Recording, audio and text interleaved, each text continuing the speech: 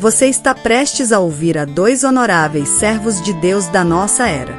O primeiro, já falecido, é o autor britânico David Gooding, que nasceu em 16 de setembro do ano 1925 e faleceu em 2019. Ele foi professor emérito de grego do Antigo Testamento na King's University de Belfast e membro da Royal Irish Academy. Ele ensinou a Bíblia internacionalmente e deu palestras sobre sua relevância e importância para a filosofia, as religiões mundiais e a vida cotidiana. Ele publicou trabalhos acadêmicos e populares, que são publicados em vários idiomas. O outro, John Lennox, nasceu em Armagh, Reino Unido, em 7 de novembro do ano de 1943. Ele é professor emérito de matemática na Universidade de Oxford e membro emérito em matemática e filosofia da ciência no Green Templeton College. Além de trabalhos acadêmicos, publicou diversos livros sobre a relação entre a ciência e o cristianismo. Ele deu palestras internacionalmente e participou de vários debates televisivos com alguns dos principais pensadores ateus do mundo.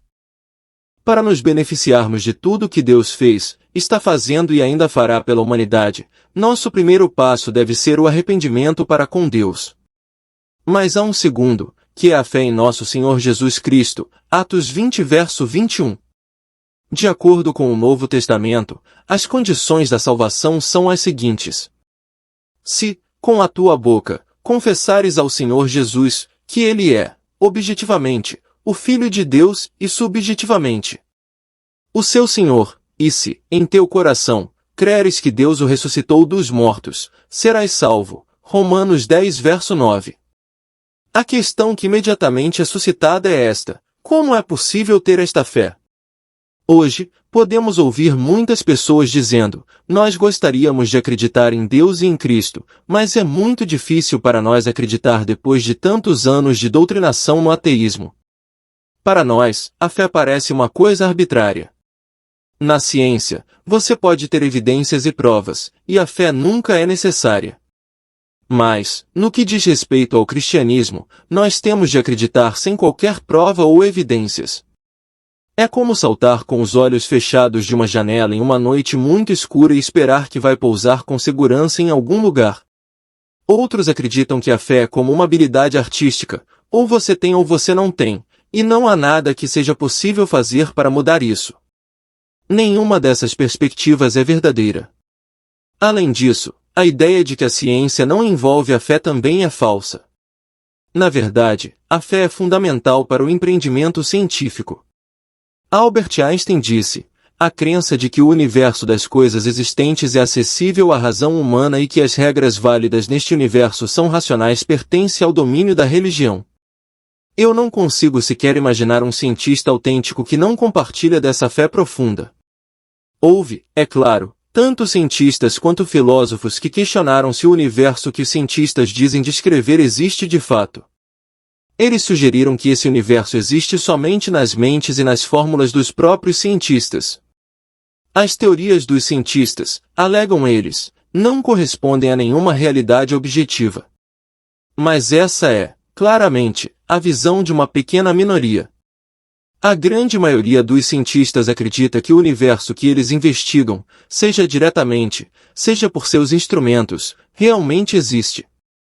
Eles não o criaram mediante suas observações, medições, hipóteses, teorias, experiências e interpretações. Eles aceitam a sua existência como um fato.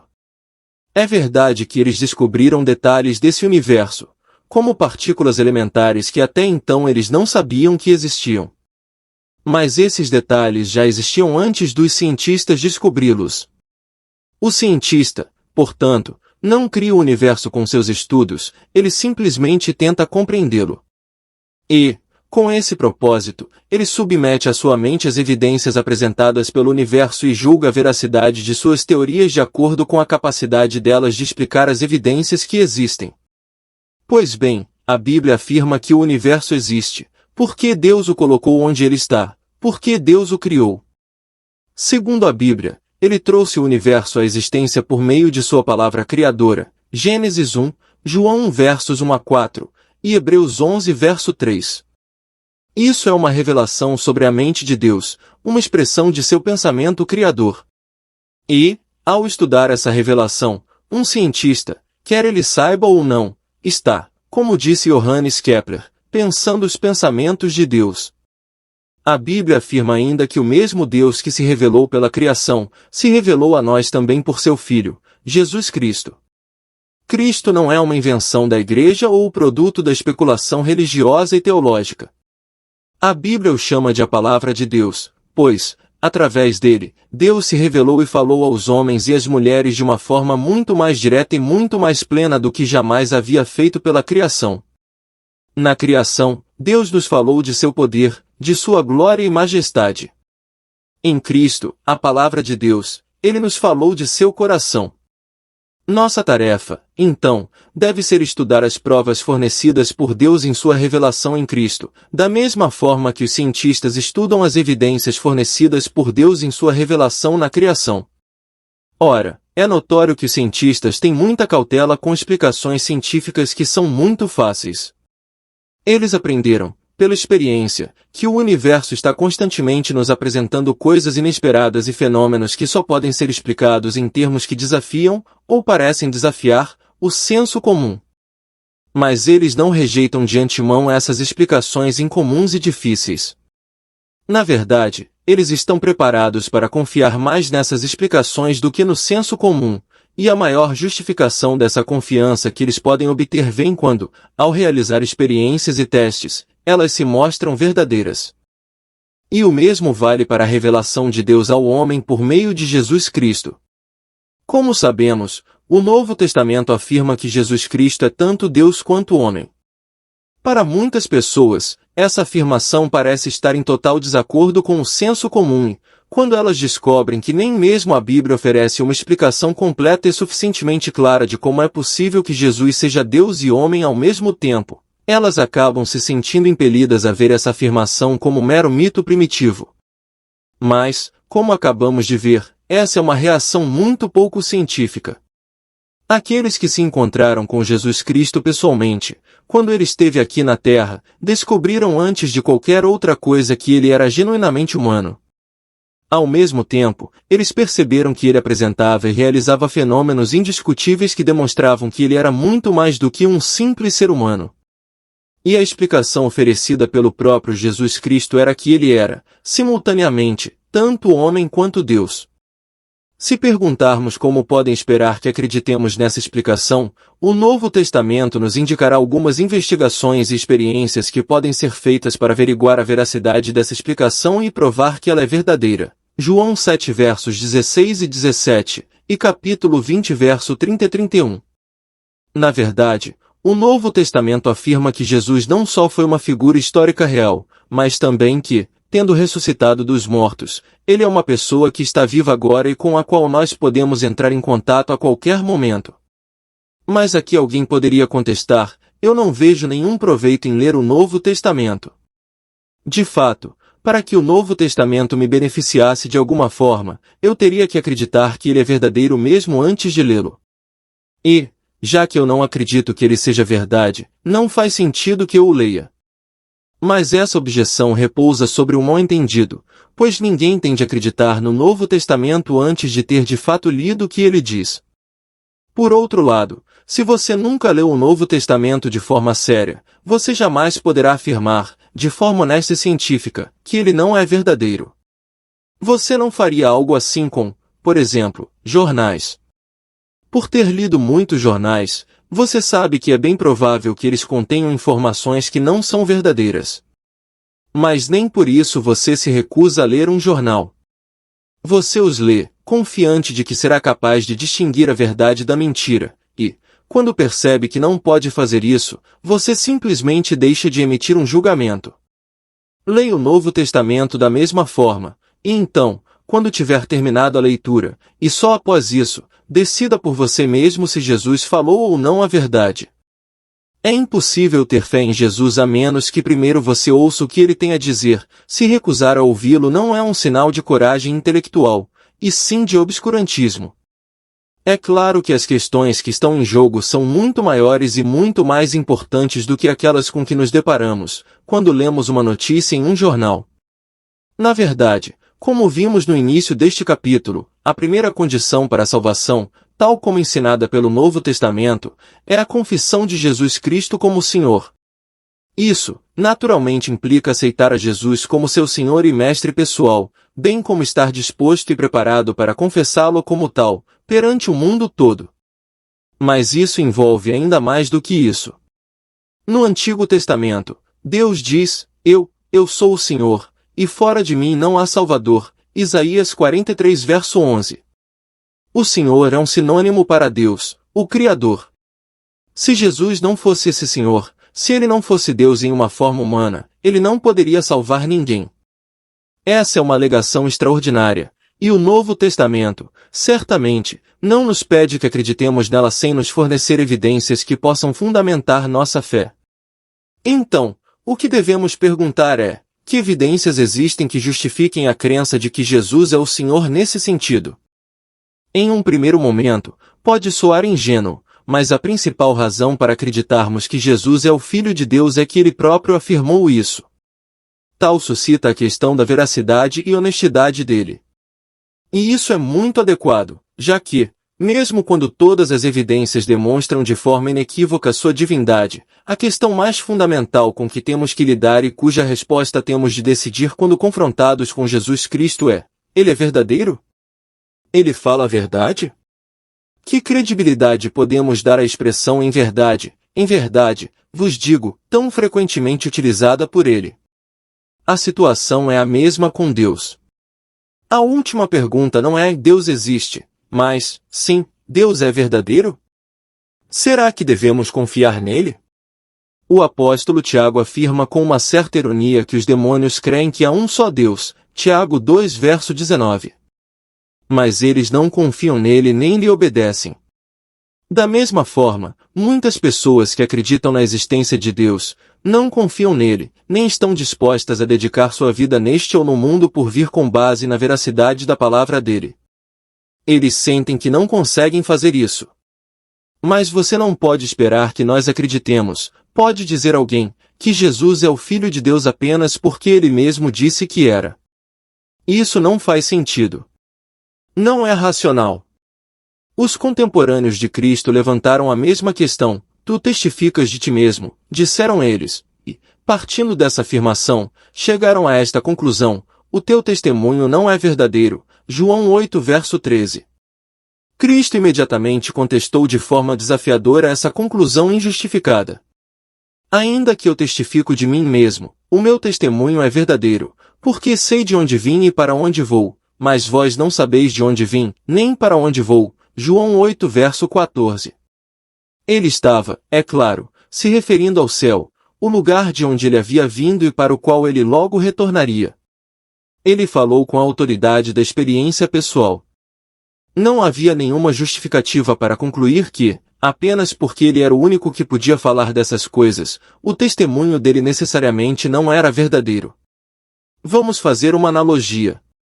As pessoas que viviam na bacia do Mediterrâneo há 3.000 anos sustentavam que era incontestável que, se alguém se colocasse diante do sol do meio-dia, seria correto dizer que o sol havia nascido à esquerda dessa pessoa e que se poria à direita dela. Agora, suponha que em um belo dia chegasse na bacia do Mediterrâneo um sul-africano solitário, o primeiro homem da África do Sul a visitar aquele lugar. Esse homem poderia dizer que, no país de onde ele veio, se alguém se coloca diante do sol do meio-dia, é correto dizer que o sol nasceu à direita dessa pessoa e se pôs à esquerda dela. A questão é a seguinte: as pessoas que vivem no Mediterrâneo estariam certas se acreditassem nele?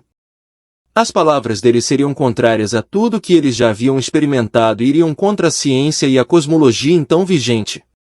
Eles poderiam muito bem dizer a ele: você é a única pessoa que já nos disse isso. E nós não podemos acreditar nisso só porque você está dizendo. O seu testemunho não é válido. Não podemos acreditar que existe um país onde o sol se comporta da forma que você está dizendo. E, então, ele poderia responder: mesmo que eu seja o único que já disse isso, o meu testemunho é verdadeiro. Eu sei de que país eu vim e para o qual eu devo voltar. Mas vocês não conhecem o meu país. E ele estaria certo. Seu testemunho era válido e, se eles tivessem acreditado no que ele disse, eles teriam apenas acreditado no que era verdade.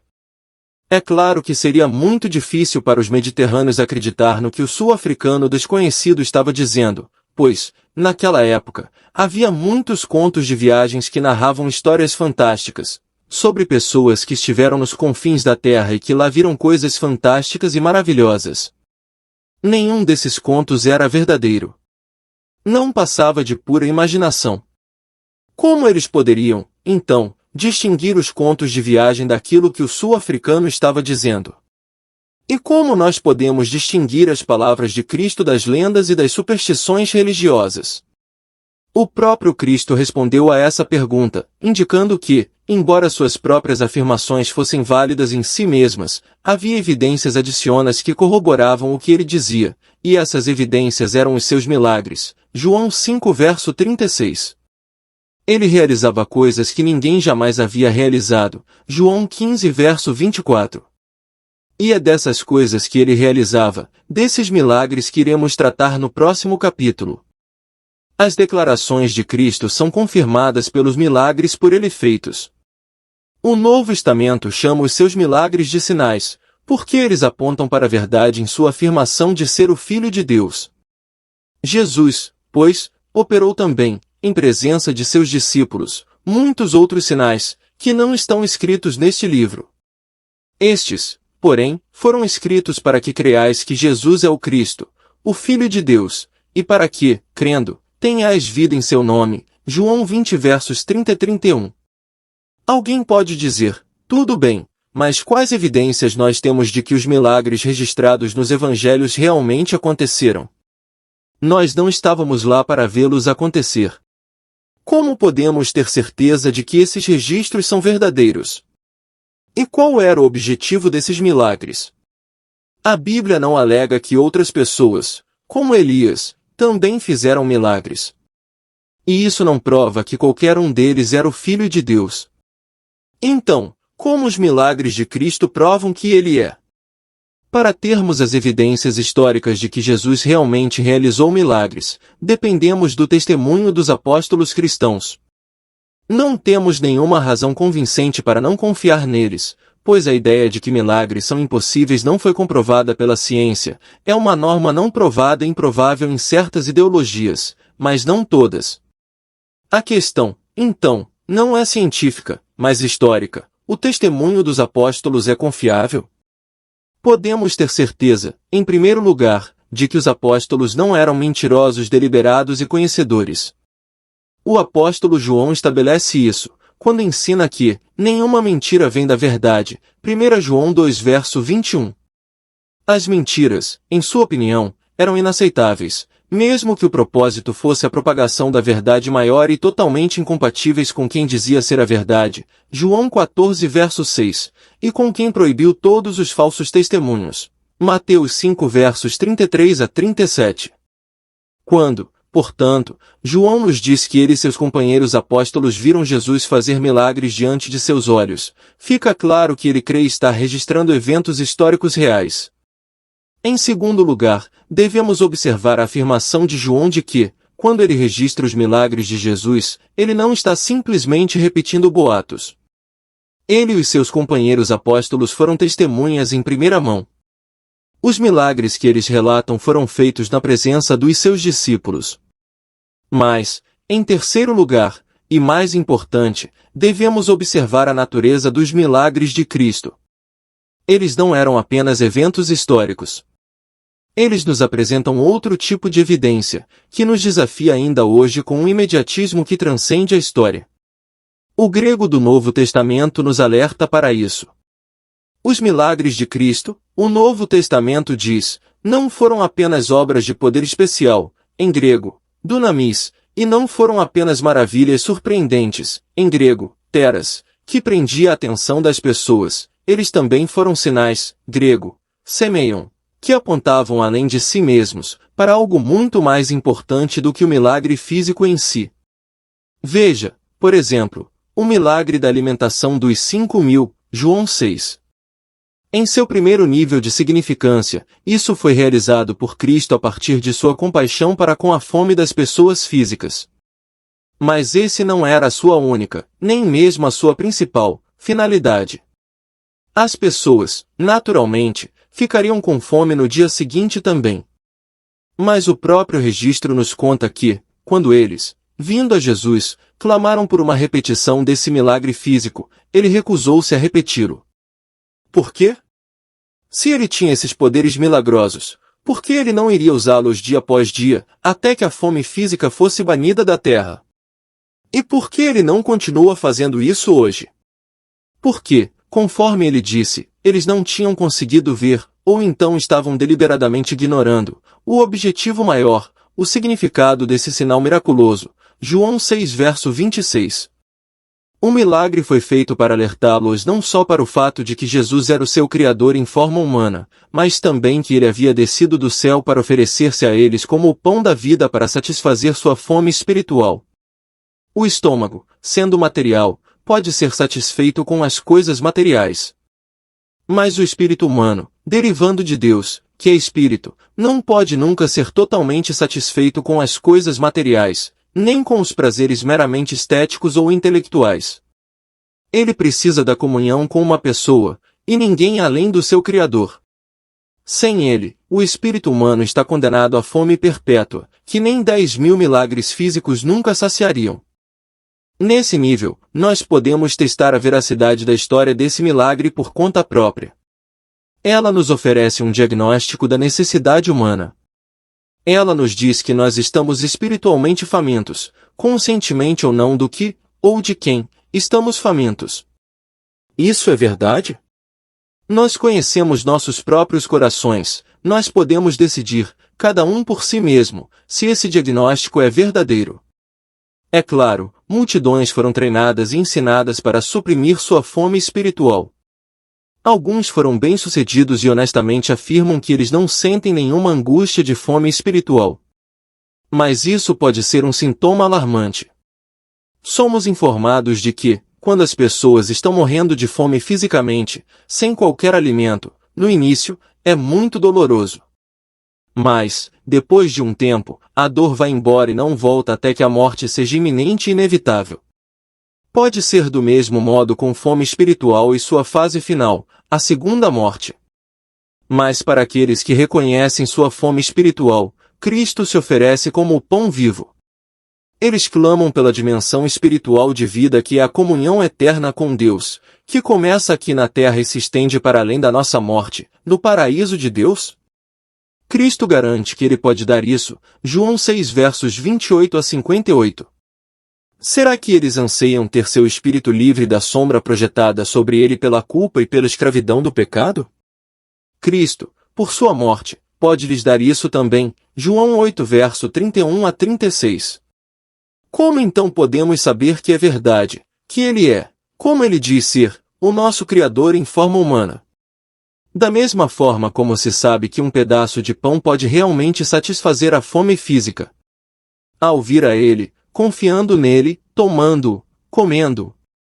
Então, para aqueles que reconhecem a verdade de seu diagnóstico de sua fome espiritual, Cristo diz: Eu sou o pão da vida, aquele que vem a mim não terá fome, e quem crê em mim nunca terá sede, João 6 verso 35.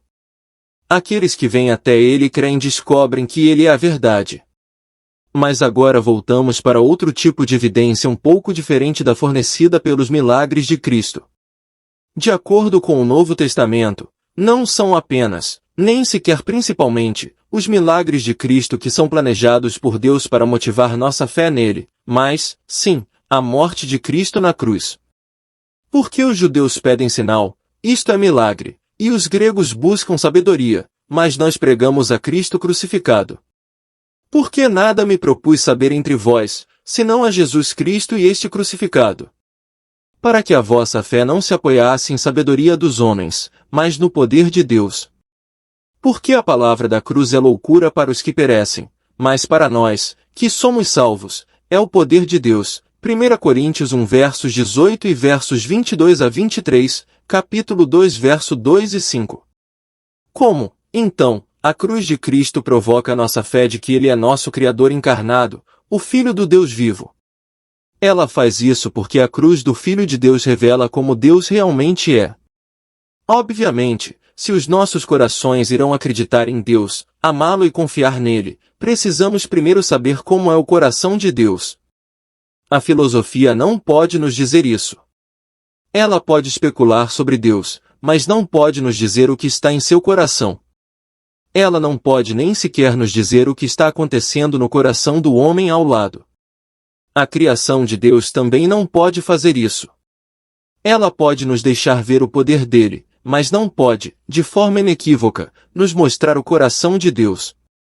Se fossemos conhecer como é a atitude do coração de Deus a nosso respeito, então Deus precisava tomar a iniciativa e se revelar, de modo que nós, seres humanos, possamos entender. Daí a encarnação, o Verbo de Deus feito carne. Mas nesse ponto Deus teve um problema, por assim dizer, e era um problema que Cristo apontou para seus contemporâneos. Eles sugeriram, de modo um pouco cínico, que, para ganhar a confiança e o apoio do público, deveria tentar obter o máximo de publicidade possível e praticar uma grande sucessão de milagres espetaculares. Mas eles não contavam com uma dificuldade fundamental. O mundo não vos pode odiar, ele disse, mas ele me odeia a mim, porquanto dele testifico que as suas obras são mais. João 7 versos 1 a 7. Seu testemunho nasceu não da hipocrisia orgulhosa, nem da misantropia de uma mente estreita e atrasada. Ele era a expressão perfeita de Deus, a própria comunicação de Deus em termos humanos. Portanto, inevitavelmente ele revelou a santidade de Deus de uma forma sem precedentes, e quanto mais ele fazia isso, mais exposta a natureza pecadora do homem ficava. Mais ressentidas as pessoas ficavam e mais elas resistiam às alegações sobre ele ser o Filho de Deus. Mas isso é compreensível. Se um amigo seu diz que algo que você fez foi um ato malvado e desprezível, você pode muito bem ressentir-se em um primeiro momento. Então, depois de um tempo, você pode se consolar com o pensamento de que aquela era apenas a opinião dele e que ele não tem o direito de criticá-lo. Então você decide ignorar seu comentário e continuar sendo seu amigo. Mas se alguém lhe diz que você é um pecador digno do juízo de Deus e depois acrescenta, e eu, que estou lhe dizendo isso, sou o Filho de Deus, sua reação natural muito provavelmente seria, primeiro de ridicularizar sua pretensão de ser o Filho de Deus, e depois, se ele insistir nisso, resistir de forma consistente, porque, se ele estiver certo, você estará condenado.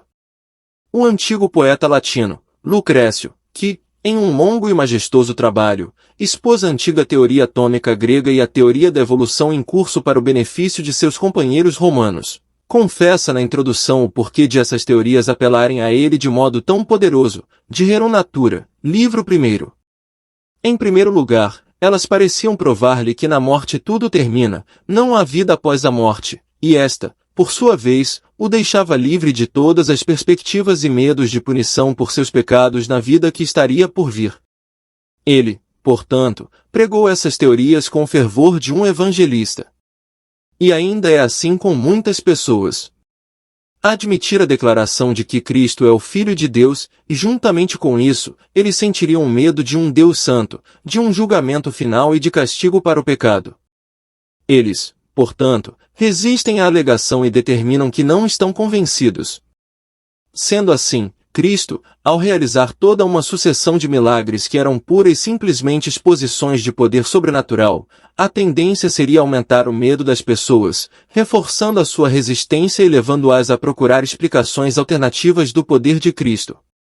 Assim sendo, Deus não se apoiou apenas nos milagres de Cristo para ganhar o coração humano, mas em sua cruz. O próprio Cristo acalmou a hostilidade de seus oponentes que estavam enfurecidos com ele com sua exposição de seus pecados. Quando levantardes, isto é, crucificardes, o Filho do Homem, então, conhecereis quem eu sou, seu Deus, Criador e Senhor, e que nada faço por mim mesmo, mas falo como o Pai me ensinou. João 8 verso 28. Pela cruz de seu Filho, Deus, é claro, expõe nosso pecado. E não apenas o expõe, mas o exibe diante dos olhos de todo o universo. Vejamos o estranhamento e a rebelião do coração humano, que crucificaria o Criador, dada a oportunidade pela encarnação de Deus, como de fato aconteceu. Por meio da cruz de seu Filho, Deus também, é claro, demonstra sua santidade inflexível. O pecado não pode fazer nada a não ser se sujeitar a seu desagrado inflexível. O pecado deve ser punido. Mas, ao mesmo tempo, e, acima de tudo, pela morte de seu Filho, Deus mostra todo o seu coração para as suas criaturas. Apesar de terem sido enganados por Satanás e terem se tornado seus inimigos devido ao pecado, Deus permanece fiel a eles. Ele os ama com um amor que somente o Criador poderia ter por suas criaturas. Ele não deseja que qualquer um deles pereça, mas que todos venham a arrepender-se, 2 Pedro 3 verso 9. Em vez de que eles pereçam sob a penalidade do pecado, ele se dispõe a pagar essa pena pelo custo dos sofrimentos de seu Filho divino e assim ser justo e livre para oferecer a todos a redenção, completa e eterna. A cruz proclama que Deus deseja que todos os homens se salvem e venham ao conhecimento da verdade, isto é, que descubram o que Deus realmente é e como ele se sente em relação ao homem. Para mostrar ao mundo como é o coração do Pai, o Filho deu a si mesmo em resgate de todos, para que os anseios do amor de Deus pudessem ser alcançados. 1 Timóteo 2 versos 3 a 6. Seu perfeito amor anseia expulsar todo o nosso medo. 1 João 4 verso 18. A cruz de Cristo é, portanto, a mais completa expressão do amor de Deus que já existiu e que jamais existirá. Nem todas as delícias do céu podem manifestar o amor de Deus de forma mais completa do que o oferecer de seu Filho no Calvário. Nesse sentido, essa é a última mensagem de Deus. Ele não tem nada mais poderoso ou mais glorioso que poderia ganhar a nossa fé e o nosso amor. A questão é se podemos reconhecer o amor de Deus, quando o vemos. As ovelhas, ainda que sejam criaturas humildes, podem instintivamente reconhecer o amor e os cuidados de um pastor genuíno, quando se deparam com ele. Ele disse: Eu sou o bom pastor dá a sua vida pelas ovelhas. João 10 verso 11. Conhecemos o amor nisto, diz o apóstolo João, 1 João 3 verso 16, que ele deu a sua vida por nós, e nós devemos dar a vida pelos irmãos, 1 João 3 verso 16. Eu sou o bom pastor, e conheço as minhas ovelhas, e das minhas sou conhecido, e dou a minha vida pelas ovelhas. Por isso, o Pai me ama, porque dou a minha vida para tornar a tomá-la. João 10 versos 14 a 17. A questão, portanto, é, este Jesus, que foi crucificado e que morreu na cruz por nós, conforme ele diz, é o Filho de Deus. Essa questão é única. Nenhum outro líder religioso ou fundador de uma religião mundial nunca vai estar diante de você, dirigindo-se diretamente ao seu coração, dizer, eu sou o seu Criador. E, por ser seu Criador, eu o amo como você é, apesar dos seus pecados. E a evidência disso é, eu morri por você. A afirmação de Cristo é extraordinária. Mas há ainda mais evidências para mostrar que isso é verdade.